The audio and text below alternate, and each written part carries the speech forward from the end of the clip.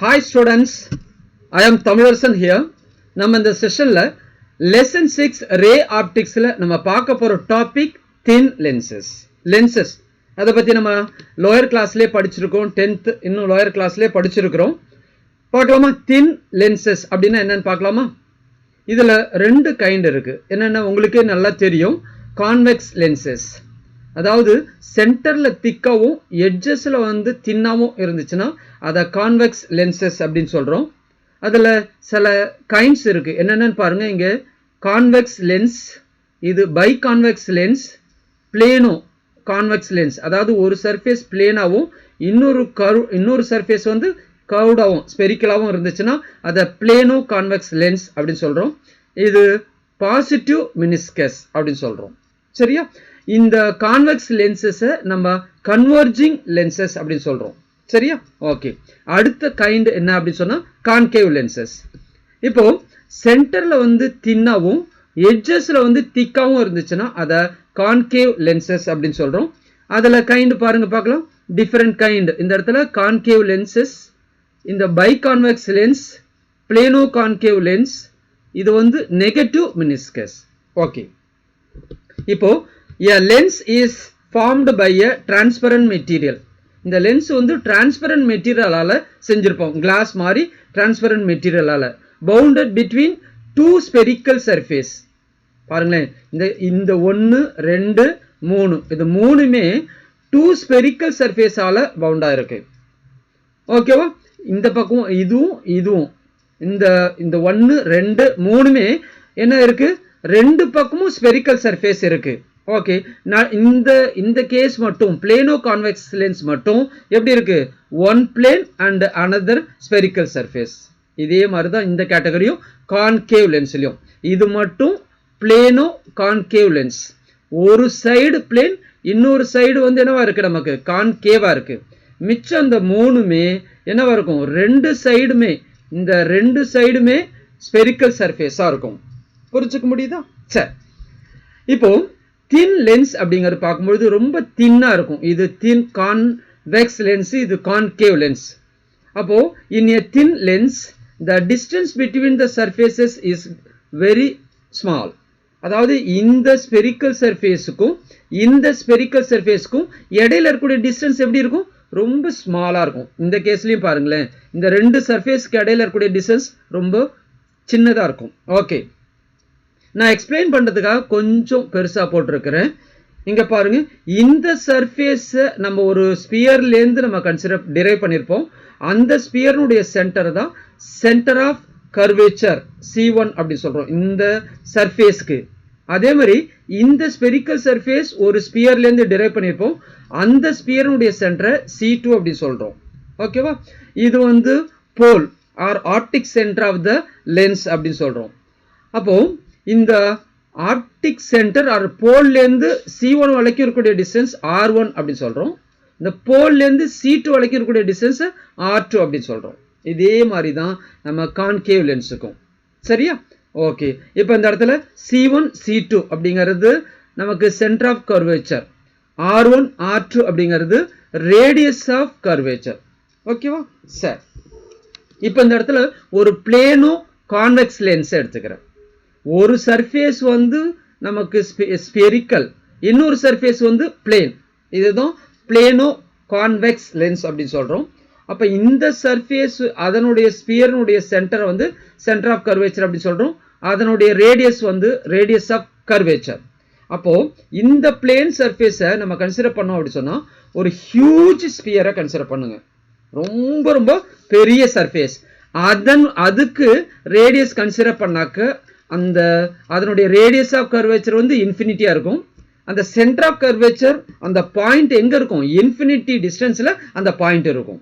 புரிஞ்சுக்க முடியுதா? அப்போ ஃபார் எ பிளேன் சர்ஃபேஸ், இந்த plane சர்ஃபேஸுக்கு the center of the curvature C is at infinity. அந்த சென்டர் ஆஃப் கர்வேச்சர் வந்து இன்ஃபினிட்டில இருக்கும். ரேடியஸ் ஆஃப் கர்வேச்சரும் இன்ஃபினிட்டி வேல்யூவா இருக்கும். புரிஞ்சுக்க முடியுதா? ஓகே. இந்த இடத்துல the terminologies என்னது? Of spherical mirrors hold good very much for thin lenses except for the focal length. அதாவது நம்ம டெர்மினாலஜிஸ் அப்படிங்கிறது நம்ம என்னது pole, centre of curvature, principal axis, அந்த மாதிரி டேர்ம் எல்லாமே மிரருக்கு இருக்கிறது இதுக்கும் சூட்டபிளா இருக்கும். ஓகே, ஃபோக்கல் லெங்த் மட்டும் டெஃபினேஷன் கொஞ்சம் டிஃப்ரெண்டா இருக்கும். ஓகேவா? சரி, இப்போ நம்ம அடுத்தது நம்ம 12th நம்ம அடுத்தது இந்த பார்ட்டுக்கு போகணும் அப்படி சொன்னா, நம்ம அடுத்த லெசன் டாபிக்கு போகணும் அப்படி சொன்னா, இந்த image formation in lenses using ray diagram இதை பத்தி தெரிஞ்சுட்டு தான் நம்ம அடுத்த டாபிக் குள்ள போகணும். அதாவது நம்ம இது 10thலயே கொடுத்துருக்கிறதுனால நம்ம புக்கில் இங்கே கொடுக்கல, இதை கொஞ்சம் தெரிஞ்சு வச்சுக்கிங்க. நம்ம இமேஜ் ஃபார்மேஷன் மிரர்ல பார்த்தோம் இல்லையா, அங்க ஒரு 4 ரூல் பார்த்தோம். இங்க அதே மாதிரி நம்ம 3 ரூல் பார்க்க போறோம்.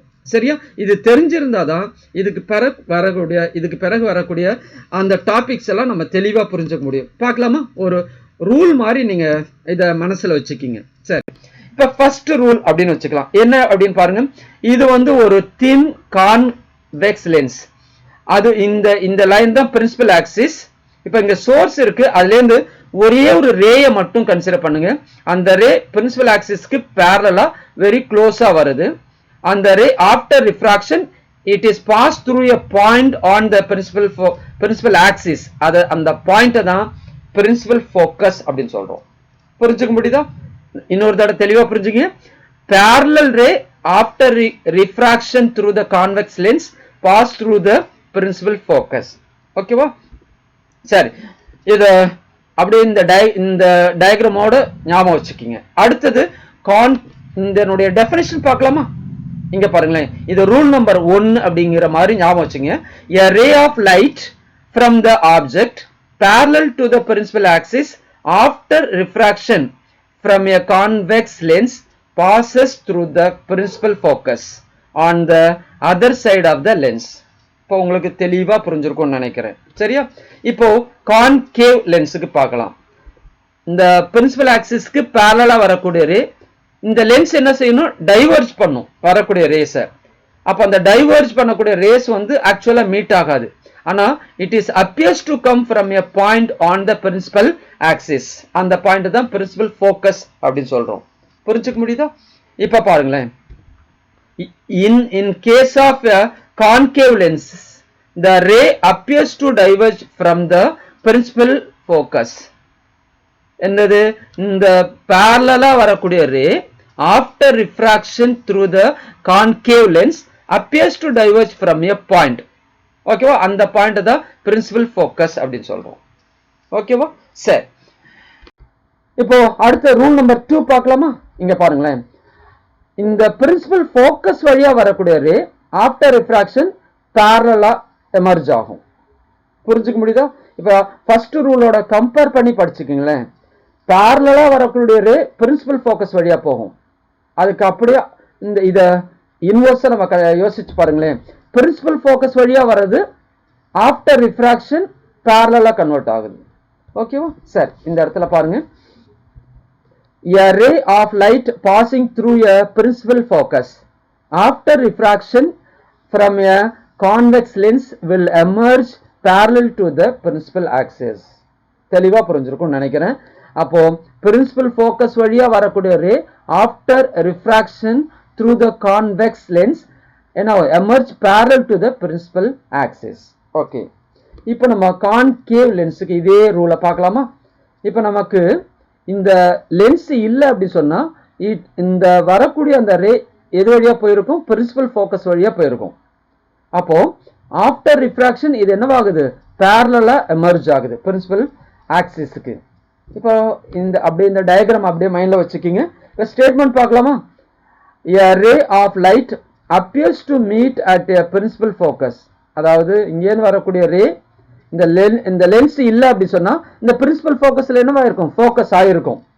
of a concave lens after refraction will emerge parallel to the principal axis. அப்போ இந்த லென்ஸ் இல்லனா அந்த பிரின்சிபல் ஃபோக்கஸ் நோக்கி வரக்கூடிய அந்த ரே லென்ஸ் இருக்கிறதுனால என்னவாகுது? பேரலா கன்வெர்ட் ஆகுது. புரிஞ்சுக்க முடியுதா? சரி, இப்போ அடுத்த ரூல் நம்பர் 3. நமக்கு இந்த ஆப்டிக் சென்டர் அல்லது போல் அப்படின்னு சொல்லுவோம் இல்லையா, அந்த போல் வழியா பாஸ் ஆகக்கூடிய ரே எமர்ஜ் வித்தவுட் டிவியேஷன். எந்த லைன்ல வந்துச்சோ அதே லைன்லயே பாஸ் ஆகும்.